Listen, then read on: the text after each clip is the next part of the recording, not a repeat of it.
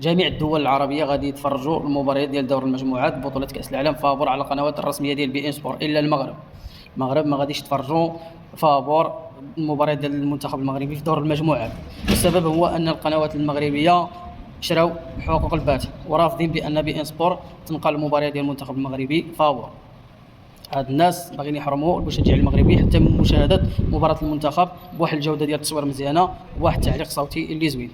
عندنا شناقه في اي مجال حتى في البث التلفزيوني عندنا شناقه ديالو الله يهديه. لو كان غير عندهم شي تعليق صوتي اللي زوين وشي جوده ديال التصوير اللي مزيانه والله ما نعرضوهم ولا شي حاجه. ولكن باش يكون انت عندك واحد جوده ديال التصوير رديئه والمعلق الصوتي اللي كيجيب النعاس في الاخر تحرم الشعب المغربي من مشاهده المباريات ديال المنتخب المغربي في بطوله كاس العالم فابور على القنوات ديال بي ان سبور اللي عندهم واحد جوده التصوير رائعه وواحد التعليق الصوتي اللي رائع. واش التعليق الصوتي ديال عصام الشوالي ودراؤوف خليف ولا الدراجي ولا وجود بدا هو ديال اللي كاينين في الاولى ولا في الارضيه؟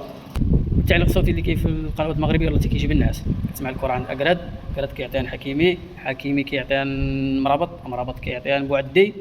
التعليق اللي كيجيب النعاس. خليونا نتفرجوا في قناه اللي عندها تعليق زوين وعندها جوده ديال التصوير اللي زوينه بزاف كتستمتع بمشاهده المباراه. ما تحرموش علينا حتى المتعه مشاهده مباريات المنتخب المغربي.